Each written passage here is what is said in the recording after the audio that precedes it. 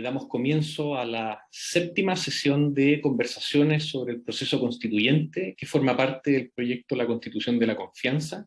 Este proyecto, que es la continuación de los proyectos Tu Constitución y Nuestra Constitución, busca ser un mecanismo de participación ciudadana cuyo objeto es reflexionar sobre las maneras de recuperar la confianza en las instituciones por parte de la ciudadanía, especialmente las instituciones políticas.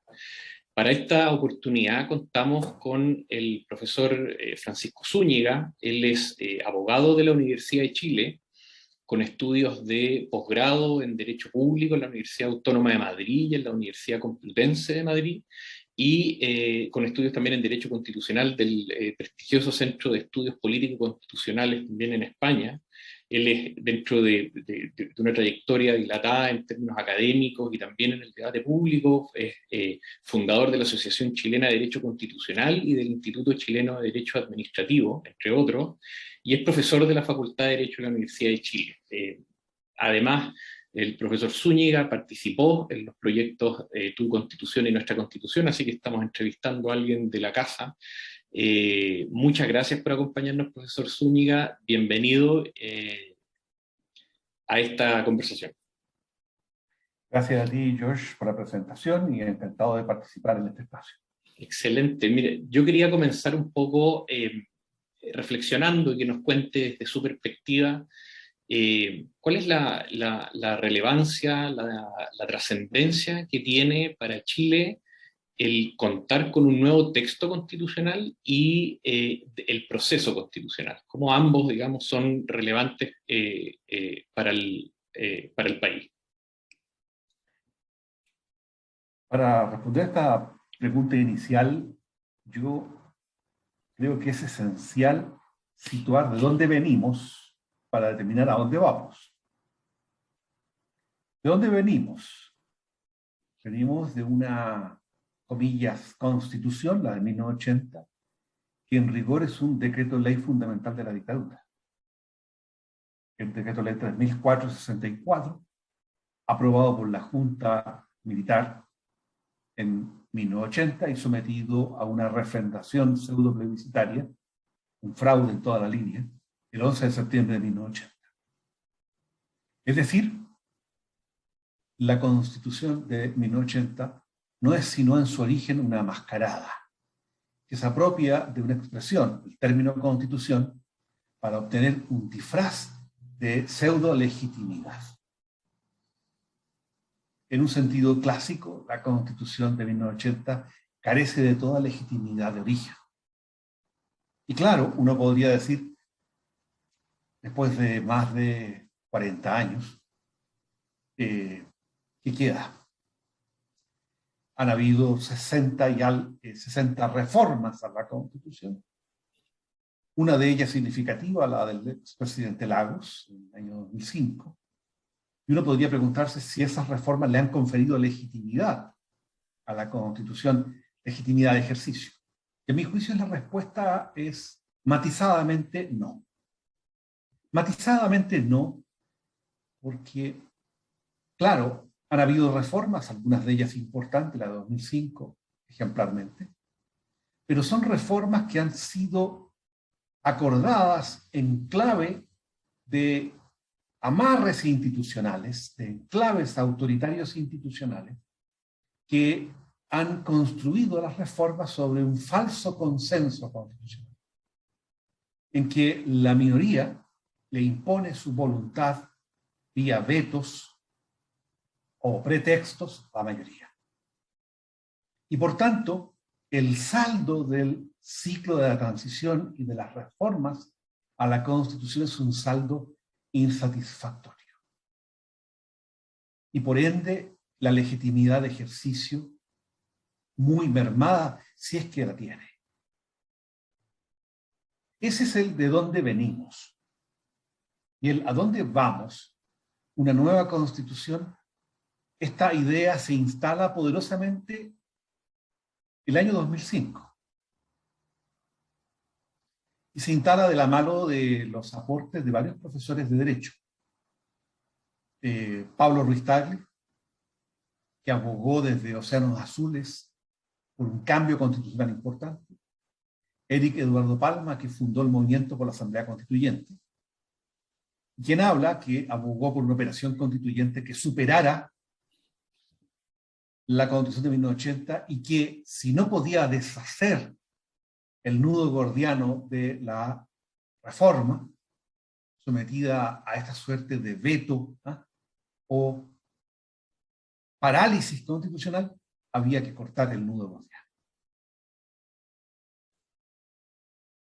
Con el paso del tiempo, el 2011, el movimiento estudiantil instala en el discurso político con mucha fuerza la idea, dos ideas: nueva constitución y asamblea constituyente. Yo me atrevería a decir que con más fuerza aún la idea de asamblea constituyente, que llegó a tener el carácter de un concepto mitológico, taumatúrgico, que movilizó a mucha gente joven tras el movimiento por la asamblea constituyente, que venía reivindicado desde principios de los 2000 por el movimiento por la asamblea constituyente.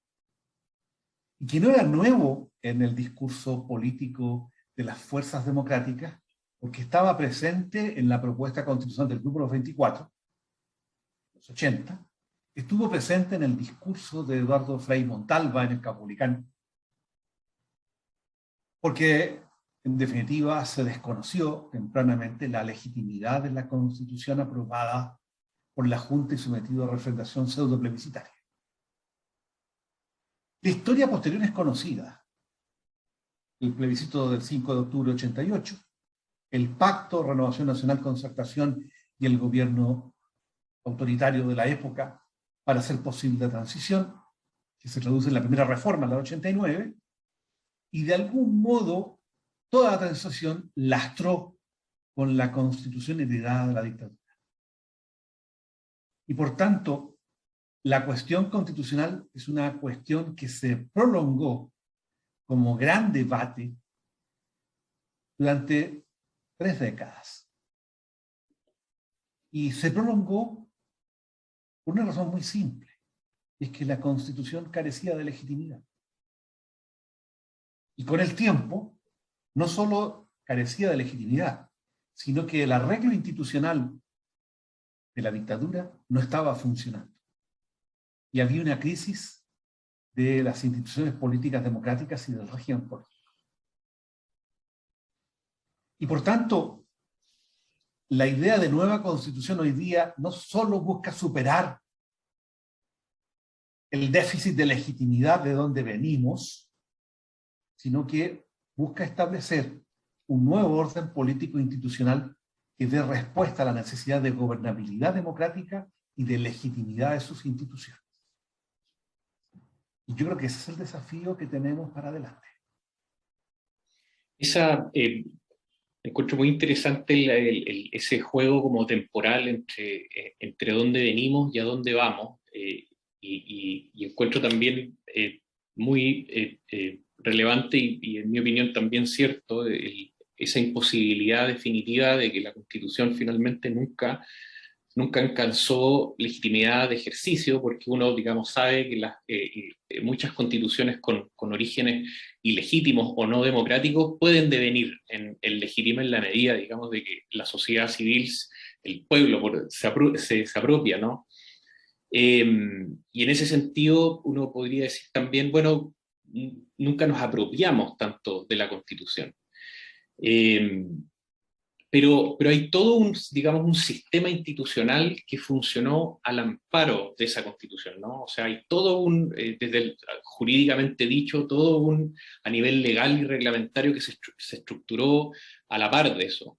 ¿Cree usted, digamos, de que la nueva Constitución, que por supuesto que va a solucionar ese déficit de origen y que en principio también va a generar las condiciones para apropiarse y generar legitimidad de ejercicio, cómo van a chocar, interactuar con todo este entramado institucional que se formó al amparo de la Constitución, ¿no? ¿Cómo ahí, desde su perspectiva académica, digamos, como entender esa no sé si es una dificultad o es una condición sine qua non, cómo jugar ahí con un sistema completo institucional, ¿no? Sí, sí. Tu pregunta es bien interesante porque ha sido puesta en el tapete por quienes han indagado en los últimos años sobre cultura constitucional y cultura política. Me explico. La pregunta que tú te haces es cómo quienes durante 30 años han sido operadores de un derecho constitucional cuyo origen es la dictadura de 1980, cómo se van a, comillas, resetear Claro. para hacer una práctica constitucional coherente con una constitución democrática con valores ideológicos distintos. Claro. Esa es una gran pregunta. Se la han hecho varios profesores del medio, profesores jóvenes en general, Tania Buch, Jaime Gajardo, Jaime Baza, el actual vicepresidente de la Convención Constitucional. Se han hecho esta pregunta. Y yo voy a ser franco en la respuesta. Este proceso constituyente que vivimos tiene una componente adicional que va asociada a un proceso político que por estar muy encima de él no lo observamos a cabalidad, pero que va a significar en el corto plazo un relevo de las élites, un relevo generacional. Y eso puede representar una tremenda ventaja a la hora de hacer una práctica constitucional en el marco de un nuevo orden político institucional. No estoy haciendo ninguna aleluya por el Frente Amplio. No, no. Creo que el tema del relevo generacional va más allá de un partido, de un pacto de partidos. Sí. La elección de la Convención Constitucional reflejó un relevo generacional muy importante y dejó atrás a figuras un poquito añosas, muy asociadas al pasado reciente. Eso es un elemento clave. Hay un segundo elemento que me parece muy relevante, y es que cuando se haga la transición del viejo orden constitucional, porque la promulgación de la nueva constitución va a significar la derogación orgánica de la vieja constitución, pero tiene que haber una transición, y creo que en esa transición va a ser muy importante que las propias disposiciones transitorias establezcan la vacancia en el servicio público de magistraturas e instituciones del Estado. Y que se proceda al relevo de esas magistraturas e instituciones del Estado. Eso, perdone que le interrumpa, profesor, ahí si pudiese explicar un poco a qué es lo que se refiere con vacancia de las magistraturas y los servicios. O sea, me refiero al cese programado en el servicio de la función pública de altos funcionarios y servidores públicos e instituciones del Estado para designar por los poderes públicos constituidos conforme a las previsiones que la Constitución y sus disposiciones transitorias hagan de nuevas autoridades. Eso puede ser un factor coadyuvante de un relevo generacional, de un cambio importante en los tiempos políticos que vivimos y la introducción de dos elementos que son nuevos. Uno, la paridad de género, y el otro es la plurinacionalidad. Perfecto. Y allí, ok, y entonces, ya, la misma Constitución, entonces, dice usted, puede ayudar a su propia implementación, ¿no? O al hecho de que, porque el día después de aprobada la Constitución, Chile sigue siendo, en algún sentido, el mismo, ¿no? Como lo que usted decía, hay toda una generación de funcionarios públicos en las magistraturas, jueces, ministros, etcétera, que van a seguir funcionando, digamos, la desigualdad va a seguir siendo la misma, la distribución de poder va a seguir siendo la misma, y ahí va a entrar un poco como el día después tiene una complejidad adicional, pero me gustó mucho esa idea de que la misma Constitución puede, como quien dice, ayudarse a sí misma a planificar su mejor aterrizaje. y una es esta idea de las vacancias. ¿Qué otro tipo de medidas alternativas, diseños, reconocimientos, desde su perspectiva, son centrales en el debate constitucional y que no pueden faltar y que al mismo tiempo cumplan un poco con esta condición en algún sentido, que se ayuda a sí misma, ¿no? Sí. A implementarse? A ver, sin perjuicio al término de esta entrevista, abordar lo que yo denomino el día después de mañana. O sea, ¿qué empieza a ocurrir a partir de septiembre del 2022? ¿No? ¿Y a qué velocidad? ¿Bajo qué condiciones político-institucionales? Sin perjuicio de eso, me parece muy relevante tu segunda pregunta. ¿Qué temas centrales del debate de contenido? Porque hay un debate de los últimos 3 meses de julio a la fecha, instalado en la opinión pública y en la Convención Constitucional ha puesto su reglamento interno, que al final de cuentas vienen a ser 4 reglamentos distintos. Uno madre, que es el Reglamento General de Organización, Funcionamiento y Procedimiento, y otros 3 anexos, más un conjunto de decisiones de naturaleza reglamentaria, algunas de ellas también derogadas orgánicamente por el Reglamento General. Esas discusiones reglamentarias han tenido un valor, a mi juicio, más allá de lo episódico de muchas de estas discusiones y de elementos un poquito esperpénticos, ¿no?, asociados al discurso de la cancelación, ¿no?, una cierta cultura posmodernista profundamente sectaria, ¿no? Más allá de eso, yo quiero ver el vaso medio lleno, y en el vaso medio lleno yo observo que hay ciertas cuestiones que están zanjadas en la discusión reglamentaria. La primera y más importante es que este proceso constituyente es un proceso constituyente en que el acuerdo por la paz social y la nueva constitución, que es la fuente de su legitimidad, no la constitución, el acuerdo político, es el gozne, ¿ah?, entre el viejo orden y el nuevo orden. Ese acuerdo político le restituyó el poder constituyente al pueblo. Y por tanto, en este proceso constituyente está presente el poder constituyente originario, ejercido por el pueblo a través de los referéndums o plebiscitos de entrada y salida, y por la Convención Constitucional. Y por eso el artículo 1 del Reglamento General de la Convención autodefine al órgano como una asamblea representativa, paritaria, plurinacional y depositaria del poder constituyente del pueblo. Esa es una definición central, porque a partir de esa definición sí podemos tener un nuevo orden político institucional, en que los únicos límites son los límites procesales. Y en esos límites procesales cobra cierta importancia otra discusión, la discusión de los quórums, que podría ser una discusión para iniciados, ¿eh? Históricamente esta discusión ha sido una discusión de especialistas. Hoy día es una discusión de opinantes, ¿eh? ¿Ah? En los medios, ¿no?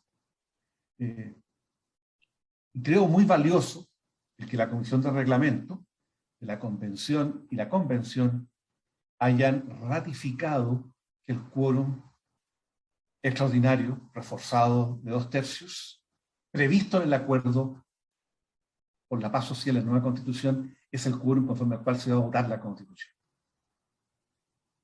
Exacto. Porque ese quórum, y lo que estuvimos asesorando al Congreso Nacional en ese proceso, ese quórum no es la reproducción del viejo amarre institucional heredado de la dictadura, es un incentivo puesto para que en el proceso constituyente haya un pacto o acuerdo amplio acerca de la nueva Constitución.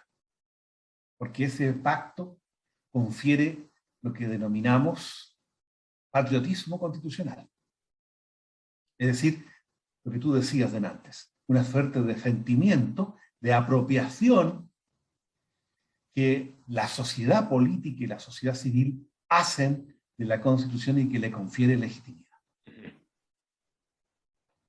Y ahí puede ser una pregunta técnicamente más compleja, pero lo quiero poner en una situación hipotética porque quiero entender esta idea suya de por qué era tan importante que la convención reafirmara el quórum de 2/3. La hipótesis es que más de 2/3 de la convención declara que de ahora en adelante el quórum es de mayoría absoluta. Eh, ¿Qué hubiese, en esa hipótesis, qué es lo que hubiese pasado? Yo estoy jugando acá con harta creatividad, pero en términos como jurídico-institucionales, por decirlo, ¿qué es lo que hubiese pasado ahí? Entra en funcionamiento la convención a discutir cuestiones ya de contenido y empieza a aprobar decisiones o rechazarlas conforme a la mayoría absoluta. Eh, Ahí se produce un conflicto político, ¿no? Significativo, por cierto. Pero desde la perspectiva como académica, ¿qué diría? A ver, George, tu pregunta es, creo, muy asertiva. En rigor, aquí hay tres quórums distintos. Hay un quórum general de mayoría simple, cuya base de cálculo son los convencionales presentes. Y el reglamento general prevé el mecanismo para entender que se constituye válidamente en sesiones la convención, en un primer llamado y en un segundo llamado. Hay un segundo quórum, que es el quórum que se ha utilizado para aprobar los 4 reglamentos en general, que es el quórum de mayoría absoluta, es decir, la mitad más uno de la totalidad de los convencionales constituyentes. Y un tercer quórum, que es el de 2/3, que es el quórum para la aprobación en general y en particular del texto de la nueva Constitución, sea el texto que provenga de las comisiones temáticas o de la Comisión de Armonización. Es cierto que el reglamento habla de simple mayoría, pero la simple mayoría, que es mayoría absoluta, es un quórum reforzado, un quórum extraordinario. ¿De acuerdo? Sí. El derecho comparado es el quórum con el que se aprueban las leyes orgánicas en España o en Francia. Y en nuestro país es el quórum de las leyes de quórum calificado. Así es. Entonces, no estamos hablando de cualquier mayoría. Y segundo, yo quiero apelar a una cuestión práctica. La convención aprobó en general, el reglamento general, por 145 votos, de 154. El reglamento de ética por 113 votos. El de participación indígena por 135 votos. El de participación e iniciativa popular por 134 votos. Es decir, es una votación general que supera con creces los 2/3, que son 104 votos. Esta discusión de los quórums parece un poquito artificiosa. Alguien ha dicho, no hay perjuicio. Evidente. Evidente, porque si alguien me hubiese dicho, oiga, se votaron estos reglamentos por menos de los 2/3. Pero ello no es así. Ahora, hay una dimensión política también en esta discusión que parece un poquito técnica, la de los quórums. Y es que está claro que el quórum de 2/3 intranquiliza a la derecha, sí, aparte de ella, la Unión Demócrata Independiente, para ser más preciso. Y el quórum de 2/3 intranquiliza al PC y algunos convencionales aliados. Difícil es saber qué pretenden. Porque yo quiero recordar que la Unión Demócrata Independiente concurrió a la firma del acuerdo por la paz social de la nueva Constitución. El PC no, Ujú. y los movimientos de Frente Amplio tampoco, salvo el diputado Boric. Y Revolución Democrática. Algunos, algunos, ¿ah?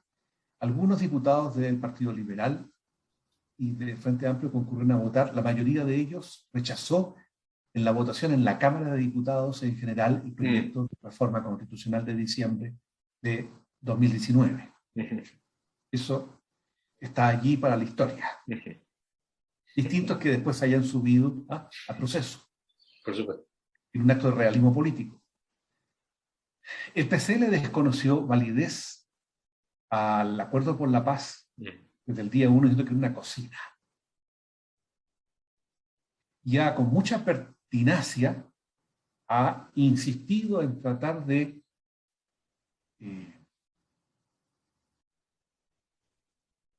voy a hacer una opción un poquito fuerte, de hacer fracasar el proceso constituyente. Ujú. Y eso me preocupa. Me preocupa porque el Partido Comunista históricamente ha sido un partido que ha jugado en las reglas del sistema democrático.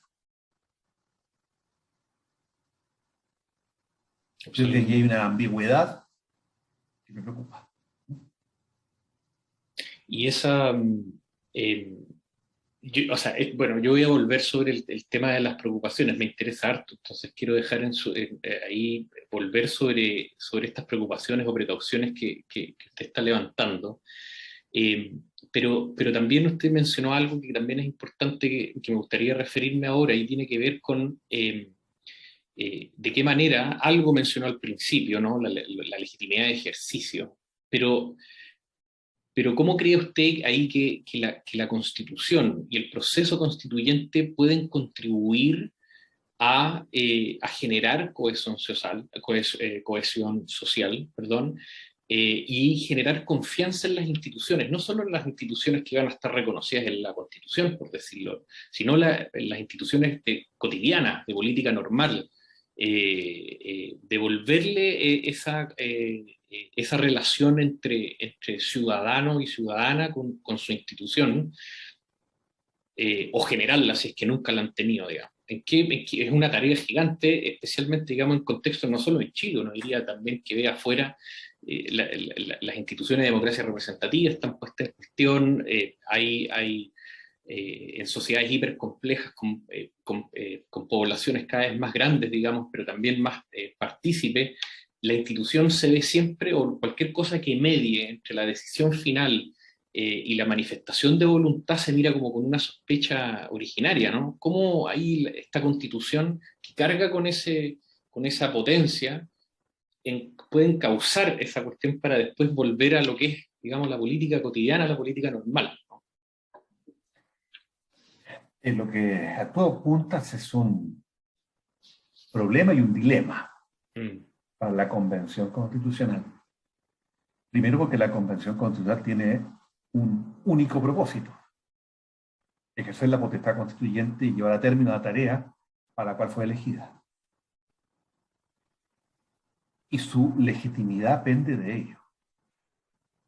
Las instituciones tienen hoy día una legitimidad muy frágil, a pesar de que desde el punto de vista teórico, todo este proceso constituyente cuenta con una dosis de legitimidad altísima, inédita en la historia de Chile, y con elementos que la hacen peculiar y digna de ser observada fuera de Chile, como la paridad, la plurinacionalidad.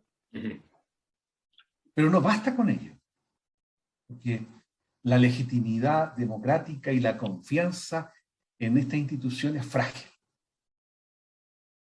Y esta es una institución nueva, sin una cultura o aprendizaje previo. Y creo que es importante dar vuelta a la página al tema reglamentario rápidamente. Ujú. Despachar las 1000 tantas indicaciones recibidas hasta el día jueves de la semana pasada, ¿no?, en la convención, y abrir el proceso al interior de la convención al debate constituyente en torno a propuestas por comisiones temáticas. Todo lo demás es episódico, todo lo demás puede causar severo daño a la confianza que la ciudadanía ha puesto en la convención. El caso del convencional renunciado a través de las redes, Rojas, padre, es muy elocuente, ¿no? De lo frágil que puede ser la legitimidad, más aún cuando un sector político pretendió transformar a esta figura en una figura icónica. Absolutamente. ¿Ya? Incluso más, fue candidato a ser vicepresidente de la convención. El tema es complejo. Yo creo que los convencionales están perfectamente conscientes de la responsabilidad que tienen a cuestas. Y nuevamente veo el vaso medio lleno. Creo que van a llevar a feliz término su tarea. Y yo, bueno, ahora para ir cerrando, quería volver sobre un poco, no sé si de advertencia, pero usted llamó atención crítica sobre ciertas cuestiones que le preocupaban dentro del proceso constituyente mismo, dentro de la convención constituyente. Lo que, si yo lo escucho a usted, diría que tiene, digamos, un optimismo escéptico, por decirlo, una sana distancia, pero al mismo tiempo también lo ve con cierta esperanza, ¿no? De que esto va a resultar en todo sentido, digamos, mejor que lo que teníamos hace un año atrás, por decirlo. Pero ¿qué es lo que le preocupa o qué riesgos llamaría usted a tener especial atención, precauciones que habría que tomar desde la perspectiva no solo desde el derecho constitucional, perspectiva también desde la ciudadanía, usted como ciudadano, qué son cuestiones que hay que ver con cuidado y con altura de miras, ¿no? De lo que está sucediendo, del proceso mismo constituyente? Ya. George, lo primero, precisar que todo proceso constituyente se desenvuelve en dos extremos. La incertidumbre, nota característica de un proceso constituyente, lo subrayaba Mario Marcel hace algunos meses atrás, el presidente del Banco Central, con mucha agudeza. Y el otro extremo es la esperanza de un mejor país. Lo subrayaba Bruce Ackerman, el notable jurista y politólogo americano. Creo que estamos entre la incertidumbre y la esperanza. Y en la paradoja de Mannheim, yo no soy un observador impasible. Soy un observador comprometido. Comprometido de las coordenadas del constitucionalismo democrático y social. Espero que este proceso llegue a feliz término y que efectivamente Chile pueda refundar el orden político institucional sobre bases distintas. Lo que no es partir de cero, es simplemente el recurso metafórico, lo que el presidente Lago denominó la hoja en blanco. Y creo que es importante recuperar la idea de pacto o acuerdo. Los pactos y acuerdos no son una cocina. Los pactos y acuerdos son necesarios cuando tú no te crees poseedor de la verdad. Cuando nadie es el pueblo, cuando todos somos el pueblo. Excelente. Y por tanto, claro, hay riesgos. Un primer riesgo que yo creo que va a ser superado, y espero con prontitud, es esta discusión reglamentaria. Riesgo en el sentido, profesor, de que se extienda demasiado y que todo la discusión pública esté concentrada en ese debate. Yo creo que no da para más de 2 semanas. Yo acabo de terminar este fin de semana de leer todo, revisar todo. Ah, increíble. He hecho la tarea. Excelente. Lo segundo, creo que es básico sentar las bases de un pacto o acuerdo con quienes estén disponibles.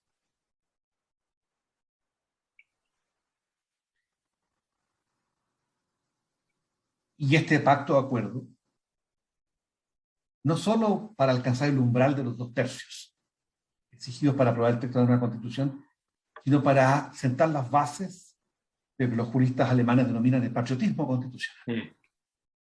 Esta religión civil de la que hablaba Rousseau, que es el cemento cohesivo de una sociedad política, que nos hace sentirnos parte de un mismo techo político. Tercero, el referéndum de salida. Es muy importante el referéndum o plebiscito de salida, porque es con sufragio universal obligatorio.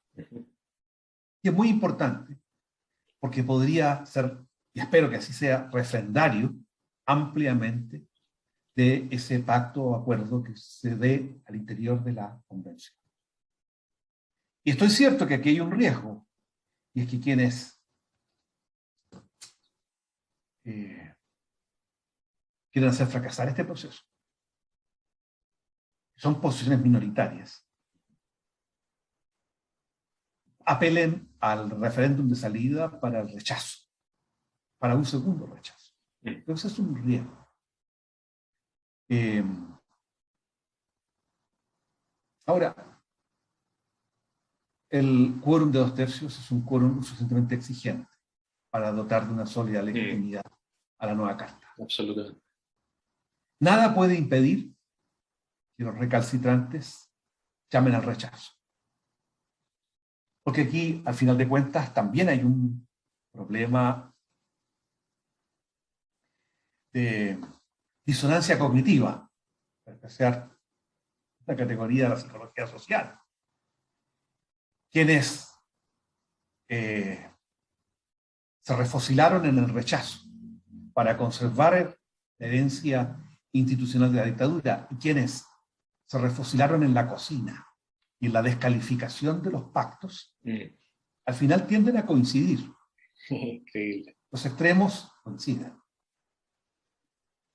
¿Ya?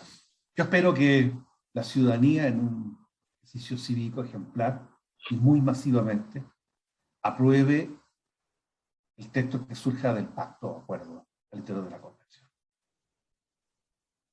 Y eso facilita mucho las cosas después para lo que denominamos el día después de mañana. Es decir, derogada orgánicamente la Constitución de 1980 y sus reformas. ¿Cómo transitar? ¿Cuánto tiempo? Transitar a un cambio en la forma de Estado, a un cambio en la relación del Estado con la sociedad y la economía, y a un cambio en el régimen político. Y es a lo que aspiramos que la nueva Constitución de origen. Y esto es bien clave porque hay algunas discusiones sensibles en la opinión pública, atravesadas por la política contingente, que son dar solución en plazos relativamente cortos a demandas sociales muy urgentes como son pensiones, salud pública, educación pública y vivienda. Eso va a requerir, en el marco de un Estado social, de un Estado de bienestar, también de acuerdos políticos muy sustantivos que van a enfrentar al nuevo gobierno que surja de las urnas, probablemente en el balotaje de diciembre. A ese nuevo gobierno lo van a enfrentar a la necesidad también de contar con mayorías parlamentarias y acuerdos importantes para hacer posible que en el corto plazo se puedan abordar esas necesidades públicas impostergables. Porque hay un riesgo en el día después de mañana, y no en el cuadrienio, a partir de marzo del 2022, Josh. Hay un riesgo en el día después de mañana de que los poderes constituidos finalmente operen en clave de constituyente. Es decir, desactiven la Constitución, hagan, en definitiva, tabula rasa, conviertan en papel la Constitución. Y los derechos sociales, económicos, culturales y ambientales los transformen en meras promesas. A ese riesgo, un gran jurista italiano, fue constituyente de la República Italiana en 1947, antifascista, Piero Calamandrei, la denominó la Constitución inactuada, para describir lo que pasó en Italia después del 47, cuando la política de alineamiento este-oeste, levantamiento del muro en Berlín, el conflicto entre grandes potencias después de la Segunda Guerra Mundial, que vino un realineamiento de Europa Occidental en torno a Estados Unidos y la OTAN, puso, en definitiva, de rodillas a la República Italiana, con la connivencia de la democracia cristiana, la Iglesia Católica Romana, e incluso el crimen organizado. ¿Ya? Eso no puede ocurrir. Porque la legitimidad de las instituciones, la legitimidad de la Constitución, también pende de que ésta tenga efectivo imperio y que sus derechos, los nuevos derechos asociados al estado de bienestar, al estado social, estén efectivamente garantizados y tengan un horizonte temporal compatible con la responsabilidad fiscal financiera que el Estado debe tener, y un horizonte temporal cierto, y en que los gobiernos, independientemente del signo ideológico o de que hayan pactos o no, estén remando en el mismo sentido. En suma, yo creo que la Constitución, la nueva Constitución, es la Constitución de la confianza, no solo en la medida en que sea fruto de un proceso constituyente democrático en sus estándares, sino también sea fruto de un proceso constituyente capaz de alumbrar un nuevo arreglo institucional que le confiera legitimidad a esas instituciones y dé gobernabilidad al país. Y la ciudadanía social, es decir, el pleno imperio de los derechos fundamentales, es parte esencial de esa ciudadanía social. Es transitar de la vieja ciudadanía meramente política a la ciudadanía de todos. Excelente. Muchas gracias, profesor Zúñiga, por esta conversación. Sin duda que estas opiniones, digamos, no solo clarifican, sino que se inmiscuyen en temas especialmente complejos, y le quiero agradecer la disponibilidad y el haber aceptado la invitación a conversar estos temas. Muchas gracias. A ti, Josh. Muchas gracias y éxito con este proyecto.